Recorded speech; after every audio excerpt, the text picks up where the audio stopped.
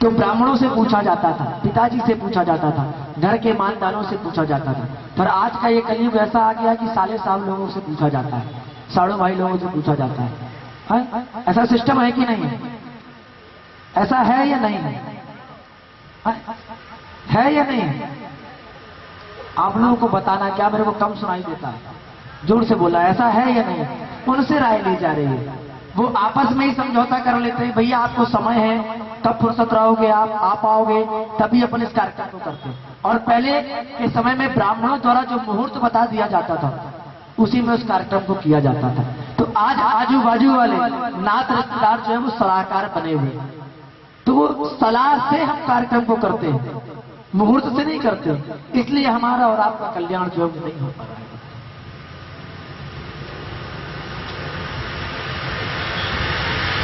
और पति पत्नियों में भी पहले प्रेम हुआ करता था और आजकल महाभारत हुआ कर रही है। माता पार्वती जी ना भगवान शंकर भांग पानी में घोटने के लिए जब कैलाश पर्वत में कहते थे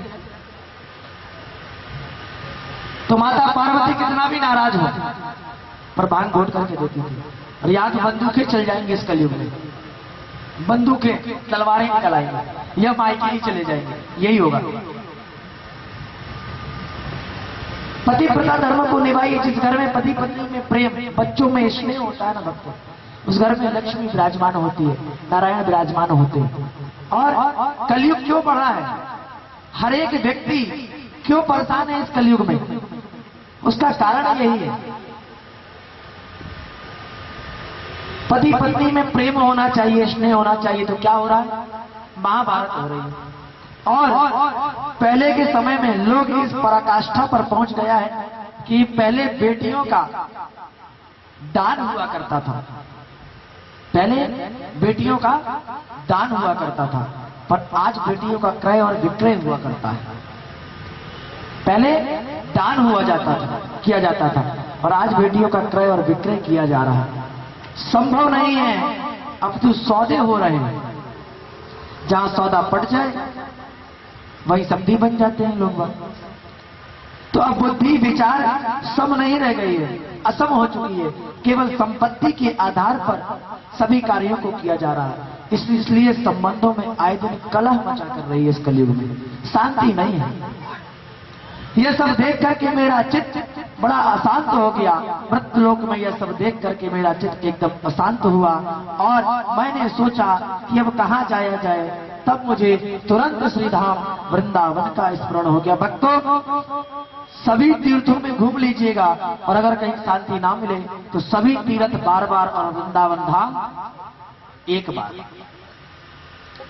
सारे तीर्थ बार बार और वृंदावन धाम एक बार।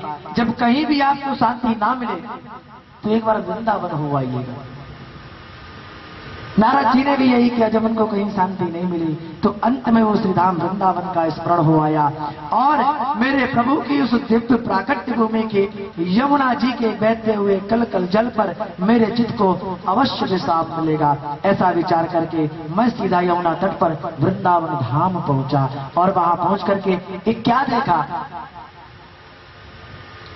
वृंदावन धाम पहुंच करके देखते हैं कि मैंने देखा कि एक युवती खिन्न मिन्न होकर के बैठी हुई आंखों से अश्रुपात कर रही है और दो बुढ़े उसके सामने अचेतन अवस्था में पड़े हैं। तमाम देवियां उनको घेर करके बैठी हुई हैं। कोई पानी पिला रहा है, कोई पंखा हिला रहा है, कोई समझा रहा है। मैंने सोचा यह बेचारी क्यों रो रही है, कौन है?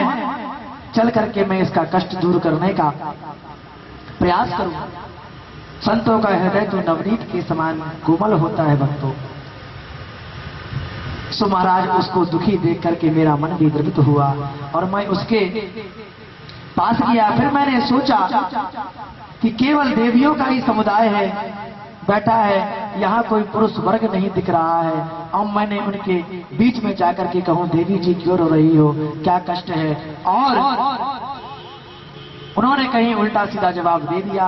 तो ये बाबा, चल तू अपना काम करियो, देवियों के समूह में तू कहाँ घुसा चला आ रहा है? माताएं सब आपस में बात करती हैं तो एक मिनट में ही आंसुओं को बहाना प्रारंभ कर देती है और अगले ही मिनट में मुस्कुराने लग जाती हैं। तो हम बाबा बैरागियों को बिना बुलाए, बिना मतलब के नहीं जाना चाहिए। इसलिए मैं पास तक तो गया, परंतु प्रश्न करने का साहस नहीं हुआ तो लौट पड़ा। जब उस देवी ने मुझे देखा तो तुरंत आवाज लगाई, भव साधु छड़म तिष्ठा मप चिंता मपि नाशय दर्शनम तव लोकस्य सर्वथा हरम परम। महाराज कहाँ भाग रहे हो? 1 मिनट के लिए रुक जाइए। आप जैसे संतों के दर्शन मात्र से ही जीव आत्मा के पाप ताप संताप नष्ट हो जाते हैं। मेरे तो न जाने कितने जन्मों के भाग्य उदय हुए जो आपके दर्शन प्राप्त हुए। आपके तो दर्शन मात्र से ही जीव का दुख दारिद्र दूर हो जाता है। नारद जी कहते हैं, भैया जब उन्होंने इस प्रकार से हमें बुलाया तो हम उस देवी के पास गए और हमने पूछा, काश तुम देवी, काश तुम यानी देवी तुम कौन हो? और का विमो यह दोनों बुड्ढे जो पड़े हैं यह कौन हैं? तुम्हारे क्या लगते हैं? और यह दो देवियां आपको घेर करके खड़ी हैं, यह कौन है? तुम रोती क्यों हो? तुम्हारे दुख का कारण क्या है? विस्तार से बतलाओ। तब मैंने उस देवी के प्रति सहानुभूति दिखाई और सामने अपना पूरा परिचय विस्तार से दिया। जो वो देवी जी पड़ी हुई थी उन्होंने अपना परिचय नारद जी को दिया। अहम भक्ति ख्याता इमो में तनयो मतो ज्ञान वैराग्य नामानो काल योगे जर्जयो। महाराज मैं भक्ति के नाम से विख्यात हूँ और ये दोनों बुड्ढे जो मेरे सामने पड़े हैं ये दोनों मेरे बच्चे हैं। इनका नाम ज्ञान और वैराग्य है। समय की विडंबना देखो कि माँ तो नवयुवती बनी बैठी है और बच्चे दोनों जो है वो बुढ़े हो गए। कितनी जर्जरित स्थिति हो रही है इनकी। मेरे दुख का मूल कारण यही है। मैंने अपना पूरा परिचय आपको सुना दिया। मैं दक्षिण भारत में पैदा हुई, कर्नाटक में बड़ी हुई, महाराष्ट्र आदि प्रदेशों में मेरा कहीं कहीं पर बड़ा सम्मान हुआ, पर कई प्रदेश ऐसे भी हैं जहाँ पाखंडियों से खंडित होकर के मुझे पीड़ित होकर के भागना पड़ा। इस प्रकार से अनेक देश प्रदेशों में घूमती हुई जैसे ही मैं वृंदावन में पधारी तो वृंदावनम पुनः प्राया नवनीर स्वरूपणी। भक्तों, भक्ति महारानी कह रही हैं इस भूमि में आते ही मैं नवयौवन हो गई। अगर 80 साल का बुढ़ा भी अगर वृंदावन चला जाए तो 18 साल का जवान बन करके आ जाता है। भक्तों कि मेरे दोनों बच्चे एकदम बुढ़े हो गए और मेरे बालकों की यही स्थिति रही तो मैं इस स्थान को छोड़ करके विदेश चली जाऊंगी। भक्ति महारानी कह रही है कि मैं भक्ति अगर मेरे पुत्र वृंदावन में भी ज्ञान और वैराग्य अगर खंडित हो गए तो मैं जी करके वृंदावन में क्या करूंगी? मैं भी विदेश यात्रा में चली जाऊंगी। नारद जी सारी स्थिति एक क्षण में समझ दिए और विचार किया कि भक्ति और ज्ञान वैराग्य एक दूसरे के पूरक हैं। भक्ति ज्ञान और वैराग्य एक दूसरे के पूरक है। भक्तों, ज्ञान और वैराग्य का बुढ़े क्यों हो गए? इसलिए बुढ़े हो गए क्योंकि जब आपके अंदर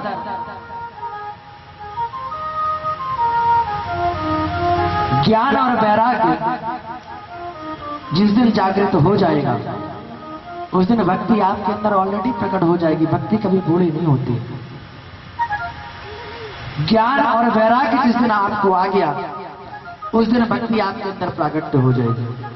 भाई वैराग्य धारण कर लेंगे हम तो भगवान में मन लगेगा। और ज्ञान बाहर की परंपरागत ज्ञान की नहीं, भगवत रूपी ज्ञान की, भगवान के भजन का ज्ञान, भगवान के मंत्रों का ज्ञान जिस दिन हो जाएगा उस दिन हमको भक्ति प्राप्त हो जाएगी। भक्तों, जिस प्रकार माँ के बिना एक संतान जो है वो अधूरी है भक्तों, उसी प्रकार ज्ञान और वैराग्य के बिना भक्ति अधूरी है। अगर भक्ति को प्राप्त करना है तो ज्ञान और वैराग्य को बढ़ाना होगा। बुद्धिमान वही है भक्तों जो धैर्य पूर्वक अपने नियमों का पालन करता रहे, क्योंकि अभी तक तो फिर भी बहुत कुछ मंगल दिखाई पड़ रहा है। वर्षे वर्षे क्रमा जाता मंगल अपना दृश्य। जब आपके अंदर ज्ञान और वैराग्य समाहित हो जाएगा तो जैसे वर्ष बढ़ता है वैसे दिनों दिन आपके अंदर भक्ति जागृत होती जाएगी। समय जो जो बढ़ता जाएगा तो थोड़े थोड़े शुभ कर्म दिख रहे हैं वह भी अब दिखाई नहीं पड़ेंगे। पर इस घोर कलिकाल में भी अगर आप धाम वृंदावन की भूमि में इस प्रकार से नव युवती बन करके नाच रही हो तो मैं तो कहता हूँ कि धन्य है वह भूमि जहाँ इस कलिकाल में भी अपना इतना सम्मान हो रहा है।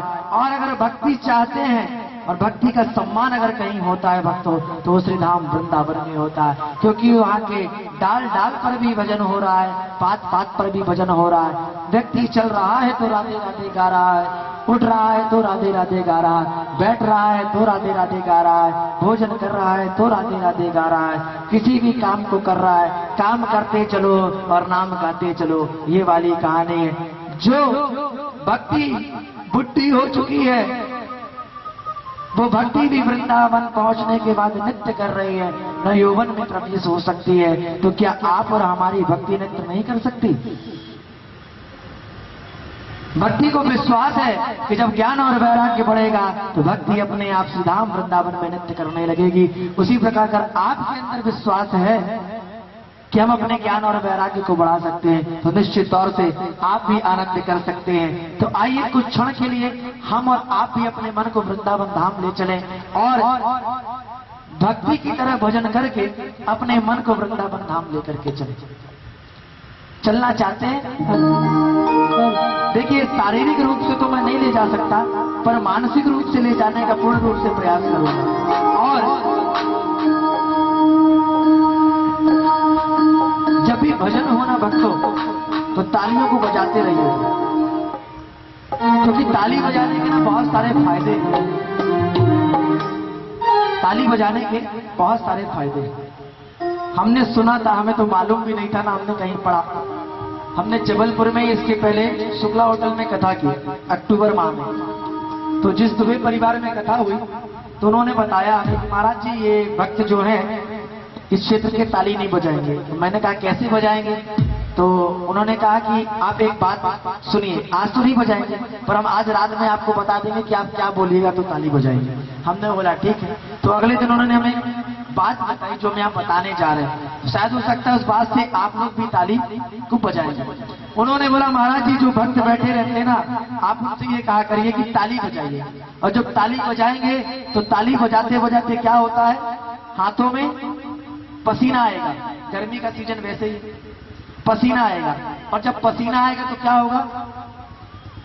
क्या होगा? खुजली होगी। पसीना आएगा तो हाथों में खुजली होगी, और जब खुजली होती तो क्या होता है? जो कहावत पुराने लोग कहते हैं कि हाथों में खुजली होती तो क्या होता है? पैसा जाता है? अच्छा, आता है, पैसा आता है। तो यहाँ भगवत रूपी जो धन है वो तो मैं दे रहा हूं, पर ये वाले धन के बिना भी तो भक्ति नहीं हो सकती है, और इसकी आवश्यकता सबको है। तो अब भाई आप लोग सब छुट्टी करके अपने कार्यों से निर्वृत्त होकर के कथा सुन रहे हैं, तो हम प्रयास ये करना चाहते हैं कि इसी कथा में आप सभी को जब घर पहुंचे ना तो कोई लॉटरी लगे, क्योंकि खुजली यहाँ होगी है ना। जब ताली बजाएंगे तो पसीना आएगा और खुजली होगी, और खुजली होगी तो किसी न किसी रूप में धन आएगा ही आएगा, और निश्चित तौर से आएगा अगर आज आपने ताली बजाई। क्योंकि महीने का प्रथम जो 1-2 तारीख है आज, और समथिंग जब तक हमारी ये कथा का आयोजन किया है 9 तारीख तक सभी की सैलरी आ जाएगी, चाहे वो प्राइवेट हो चाहे सरकारी हो, है ना। और अगर ताली नहीं बजी तो किसी न किसी बहाने वो सैलरी रुक जाएगी। इसलिए ताली को बजाते रहिए कि जो सैलरी है वो इंसेंटिव के साथ आपके पास पहुंचे, है ना। कि जो कथा रूपी जो इंसेंटिव है ये जुड़ करके आपके घर में बच्चों का कल्याण, भक्ति, सुख शांति के रूप में इंसेंटिव जो है वो मिल करके आपके घर में विराजमान हो। तो ताली बजाना मत भूलिए भक्तों। और जो भक्त परमात्मा के सामने नृत्य करता है ना भक्तों, उसे कहीं और नृत्य करने की आवश्यकता नहीं होती। और जो भगवान के सामने नहीं नाचेगा वो फिर वही डांस करता है जो वो बारात निकलती है ना तो घोड़ों वही नाचता है, वो वही नाचेगा। और जो भगवान के सामने नाचेगा उसको कहीं नाचने की आवश्यकता नहीं होगी। इसलिए आनंद के साथ भगवान की भक्ति को ग्रहण करने का प्रयास करिए और कोई चोरी मत करिएगा, क्योंकि ये कथा कृष्ण सुधारस चैनल में लाइव चल रही है। इस कथा को आप कथा के बाद भी YouTube में कृष्ण सुधारस चैनल सब्सक्राइब करेंगे तो उसमें भी इस कथा को आप श्रवण कर सकते हैं। हो सकता है अभी कई लोग नहीं सुन पा रहे हो, तो रात में भी जब समय मिले तो उस कथा को आप सुन सकते हैं। तो भाई साहब जब भजन हो, है ना, तो इस कैमरे को मेरी तरफ से हटा लिया करिए आप। इन भक्तों को कैद कीजिए कि कौन ताली बजा रहा है। कोई क्या है ना, ये ताली बजाते बजाते शुरू में तो ऊपर हाथ ले जाते, मैंने देखा अभी, और ताली बजाते बजाते बजाते जब कैमरा आप यहाँ और मेरी तरफ करते हैं ना तो धीरे धीरे धीरे धीरे और आखिर तक रुकी जाती है। ये जो कैमरा है वो उस तरफ घुमा दीजिएगा, है ना, जिससे मैं भी रात्रि कालीन में जो भी समय मिले तो मैं देख पाऊं कि किन किन भक्तों ने चोरी की है। ठीक है, तो इस कैमरे को वहां घुमाइए कि ये भक्त भी जो है चोरी ना कर पाए, क्योंकि इन सभी भक्तों को इस भव सागर से इन 7 दिनों में ही पार लगाने का साधन और मूल मंत्र देकर के जाना है। तो आइए हम अपने मन को श्रीधाम वृंदावन की ओर लेकर के चलते हैं और इसके बाद आगे की कथा को श्रवण करते हैं। बोले वृंदावन धाम की, वृंदावन बिहारी लाल की जय हो। बोले वृंदावन बिहारी लाल की जय हो। आप जयकारे तो लगा रहे हैं, बहुत अच्छा, लेकिन ना दोनों हाथों को उठा देंगे ना तो सोने पे सुहागा हो जाएगा। मेरे बाकी बिहारी ने जिनको 2-2 हाथ दिए वो पूरे पूरे ऊपर करके जयकारा लगाएंगे, है ना। और उसका भी एक कारण है, हाथ के ऊपर करवाने के लिए हमारे आदरणीय सपना जी कह रहे हैं, आज इन 7 दिनों में जिसने हाथ को ऊपर करके भगवान के सामने हाथ उठाया, मैं गारंटी के साथ कह सकता हूं इस व्यासपीठ से, मुझे इतना विश्वास है इस व्यासपीठ पे कि जिसने 7 दिन तक हाथों को ऐसा किया उसको जीवन में कभी भी किसी ज्योतिषाचार के बाद अपनी रेखाएं दिखाने की आवश्यकता नहीं पड़ेगी, क्योंकि जो 7 दिन तक कन्हैया को अपनी रेखाएं दिखाएगा निश्चित तौर से उसे ज्योतिषाचार को या किसी विद्यमान व्यक्ति को हथेली दिखाने की आवश्यकता नहीं पड़ेगी। आपकी हथेली में क्या है ये दिखाना कन्हैया को प्रारंभ कर दीजिए। आज से 7वें दिन तक इसका उपाय भी आपको पता चल जाएगा। और जो कन्हैया के सामने अपनी हथेली को दिखाता है, अपनी रेखाओं को दिखाता है, उसे किसी ज्योतिषाचार्य या विद्वान व्यक्ति के पास हस्तरेखा के लिए जानकारी लेने के लिए नहीं जाना पड़ता। तो जिनको ज्योतिष विद्या पर विश्वास है वो वहां जाएंगे, और जिनको ठाकुर पर विश्वास है वो इस कन्हैया के सामने अपनी रेखाओं को दिखाएंगे कि प्रभु अगर जल्दबाजी में आपने हमको बनाने में अगर कोई काम आ गया हो और लकीर कोई अधूरी रह गई हो तो उसको इन 7 दिनों में पूरा करने का कष्ट करना। तो भगवान को क्या करना पड़ेगा पूरा करने के लिए? रेखाएं दिखाना पड़ेगा। सभी लोग दोनों हाथ ऊपर करके जयकारा लगाया करिए कि वो भगवान के दोनों कैमरों में, नैनों की इन कैमरों में वो आपकी लकीरें जो है वो समाहित हो जाए और प्रभु सबका हिसाब किताब करना आज से ही प्रारंभ कर दे कि किसका पुण्य का घड़ा भर चुका है, अब किसके घर हमको विराजमान होना है, ये कन्हैया निश्चित करेगा और इस भव सागर से पार होने के लिए एक रास्ते का निर्माण कर देगा भक्तों। तो आइए दोनों हाथ ऊपर करके जयकारा लगाते हैं और वृंदावन की ओर मन को लेकर के चलते। बोले वृंदावन बिहारी लाल की। आज सभी का व्रत है, इस कारण से आवाज नहीं निकल रही है। अभी कल से थोड़ा फलाहार सभी लोग करके आएंगे तो जिससे वाणी जो है वो मेरे पास तक पहुंचे। हो तूने मुरली जो बजाई, राधा दौड़ी दौड़ी आई। तूने मुरली जो बजाई, राधा दौड़ी दौड़ी आई। उसकी सांसों में तू है बसा सवरिया, मुरली में जादू भरा। और मीठी मीठी तालियों के साथ सभी लोग तालियां बजाएंगे, कोई नहीं क्या? ओ तूने मुरली जो बजाई, राधा दौड़ी दौड़ी आई। तूने मुरली जो बजाई, राधा दौड़ी दौड़ी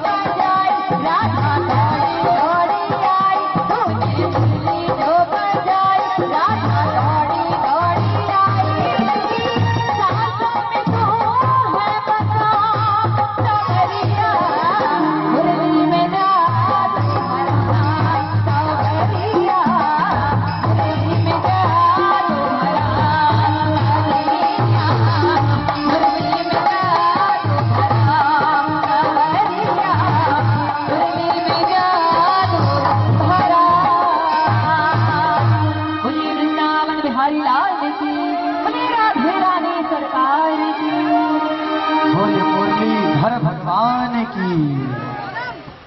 भक्ति सुतो तो तरुणो गृहीत्वा प्रेमे के रूपा सहसा विराशी। श्री कृष्ण गोविंद हरे मुरारी नाथेति नामा निमहो बंदे। भक्ति सुतो तो तरुणों गृहीत्वा, भक्ति महारानी वृंदावन में पहुंच करके ताता थैया करके, जिस प्रकार हमारी बहनों ने और माताओं ने नृत्य किया, इसी प्रकार भक्ति महारानी नृत्य कर रही वृंदावन में। भक्ति जागृत हो गई, नव यौवन हो गई। और ये बात सत्य है कि जो जवान होता है ना वही नृत्य करता है, और जो यंग लोग भी ना बुढ़े हो जाते हैं ना वही नृत्य नहीं करते। वृंदावन में जो चला जाए भाई, जब 80 साल के डोकरे को संतान हो सकती है। अभी कथा सुनेंगे आप जन्म की, कि कृष्ण जी का जन्म जो था वो कितने वर्ष की उम्र में हुआ था। जब बुजुर्गों को जन्म हो सकता है 80 साल में, यहाँ तो लोग 40 के बाद ऐसा छोड़ देते हैं। तो वहां बुजुर्ग से बुजुर्ग व्यक्ति भी अगर चला जाए, भक्ति कितनी भी बुद्धि हो जाए, अगर त्रिधाम वृंदावन पहुंच गई है तो निश्चित तौर से वो नवयौवन होकर के नाचने लगती। भक्ति महारानी अपने पुत्र ज्ञान और वैराग्य के साथ सबके बीच में प्रकट होकर के ताता थैया करके नाच उठी और झूम झूम करके नाम संकीर्तन गा उठी। समस्त श्रोता समुदाय भक्ति मैया के साथ भगवान नाम संकीर्तन में लीन हो गए।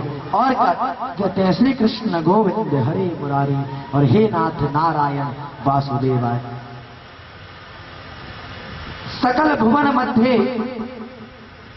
निर्धनो सोप धन्या निवसति हृदय तेषाम। श्री हरि भक्ति रेखा हरिरपि निज लोकम सर्वधातु ब्राह्म प्रविशति हृदय तेषाम भक्ति सूत्रोपलब्धि।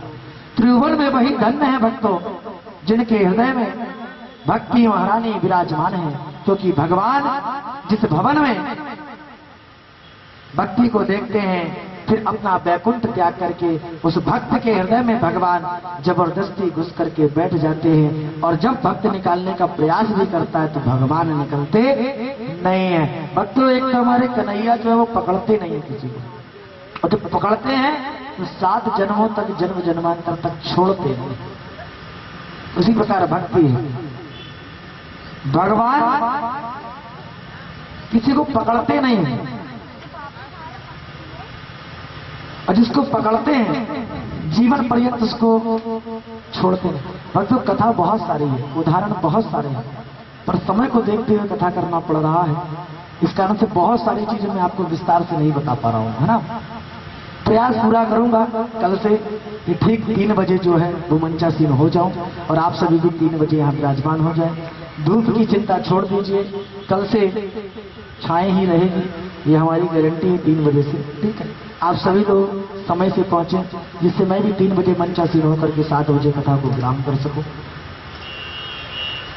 समय को देखते हुए कथा का मैं आज का वाचन कर रहा हूं। अभी जो कथा आगे की आपको श्रवण करा रहा हूं, समय को देखते हुए उस कथा को सूक्ष्म रूप में कहने का प्रयास करूंगा, और किसी के मन में अगर प्रश्न उठे तो वो जानकारी आरती से पूर्व ले सकता है।